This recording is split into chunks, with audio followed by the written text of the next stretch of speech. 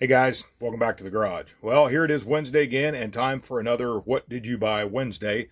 I want to thank Joe over at Big Sky Model Workshop for hosting this. And I enjoy watching all the other videos of this stuff, see what all we can dig up through the week. And this is my installment for this week, guys. Couple things here, real quick. Try not to drag this out too long again. But anyway, I was over at Phil's Hobby Shop in Fort Wayne. Here not too awful long ago, and got to looking around, see what he had, and I saw this on the shelf. I thought that's pretty cool. A 66 Volkswagen 1300 Beetle by Tamiya. I know it's pronounced several different ways, but I believe it's Tamiya. And it looked like a nice kit. I've heard a lot of good things about him. Believe it or not, guys, I have never built a Tamiya automobile kit before, so I thought this would be cool. I had a lot of fun building the 68 Bug for my wife, so I thought, you know what, why not try another one? And this is 1/24 scale, just a little bit around the box there, but it looks like a very nice kit. It looks really very similar. I mean, as far as clean lines and everything as the Revell did, actually. It doesn't look like there's a whole lot of parts to it. Of course, it's just a little Bug. So there, the engine cover, that's it. You never know when to call them, a hood or a trunk lid, but the engine cover, we'll call it that, is styled just a little bit different than the 68. And this one, it looks like, it looks like it has the fuel tank detail for under the deck lid there up front. So that's going to be pretty cool there. Get a little bit extra detail in that. And it looks like this one has only option for right-hand drive. The Revell 68, it gives you two different dash options for left or right hand, so pretty cool there. And then, of course, just you got some stuff molded in black here. So I thought that was pretty neat. I kind of thought, although I know Herbie was a 63, I kind of thought of maybe making a Herbie out of this, but then I'm not sure. I kind of like the box art. So while I was there, I picked up this Tamiya lacquer. It's a TS42 light gunmetal. Now, guys, I've never really sprayed lacquers before. Most of you guys that watch my channel any amount of time knows I generally work with enamels, and a lot of times the actual automotive enamel through the airbrush. But I thought, you know what, it's time to stretch out a little bit and try some of this. So when I was also at Hobby Lobby, I picked up some of this, this Mr. Surfacer 1000. Now, if anybody watching has used either of these products and knows if these are very compatible together, leave it in the comments, because I'm really not sure. It's going to be a test. I'm going to find a test body when I start doing some of this stuff, as I've never done this before. So as far as the lacquer goes, so it'd be kind of neat. And the rattle cans, by one thing I've learned about the rattle cans, put them in hot water first for about 10 minutes. Seems like they spray much better. So I don't know. We may do this one eventually in this color, or we maybe make ourselves a Herbie. You know, I don't know. We'll see how that goes. So there's the first thing from Phil's. If you guys are in the Fort Wayne area, be sure you look that up. Get over and check Phil out. Pretty decent store. A lot of RC stuff if you're into RC over there too. So I also picked these up while I was there. Pre-wired distributors, got the spark plug boots there. Now I will have to do a little repair on this one. That one's gotten a little wonky there as it was made. So I picked those two up. So I got some paint and some accessories. He got a nice selection of various decals, some good military stuff over there. So if you get in the area, like I said, be sure to check Phil out. Also for this paint, guys, I got some Testors Extreme Lacquer. That's the Wet Look Clear, or the 1K. Now, again, if you guys know, I'm just kind of putting my feelers out there because I've never, like I said, done the lacquer. So if you guys know if there's any compatibility issues with any of these products here, please leave it in the comments, shoot me an email or whatever. Just kind of let me know what you guys' experience is with these, because I'd like to step up my finishes a good bit better to get a really nice shine on those. Seeing some really nice stuff out there floating around. So, but anyway, that's that. So that's from Phil's. I was back at my favorite antique store, pretty big one up north here in Findlay, up the interstate there, and I found this.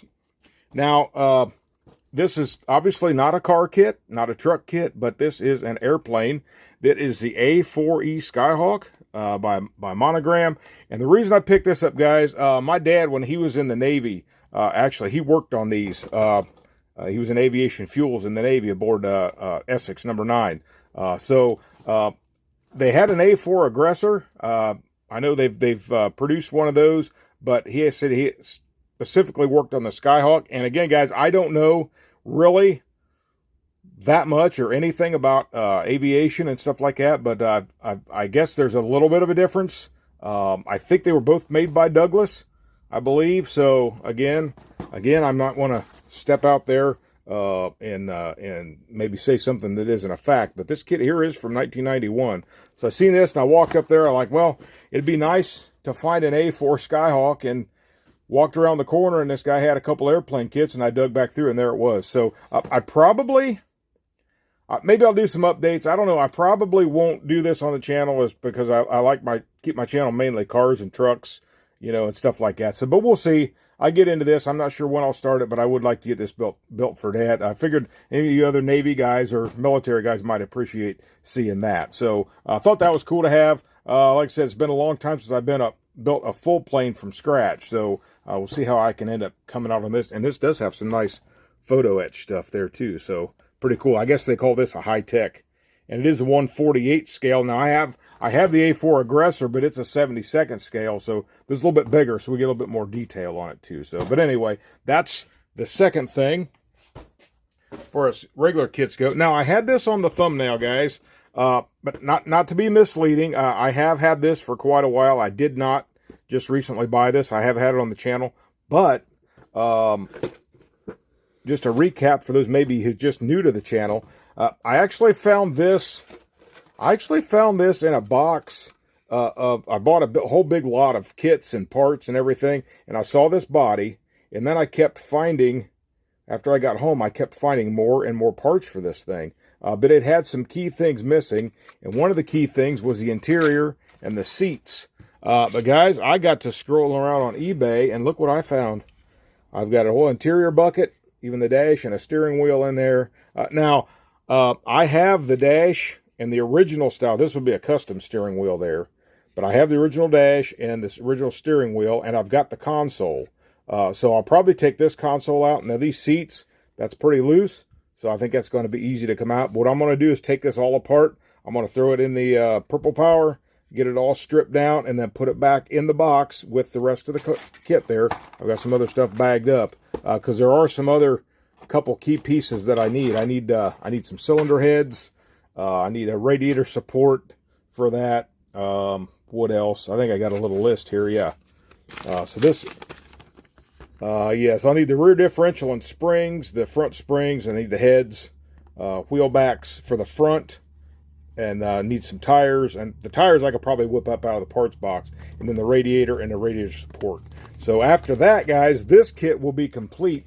And this even had the decal sheet, even though worse for wear. It's a neat little conversation piece there. And I bought the kit.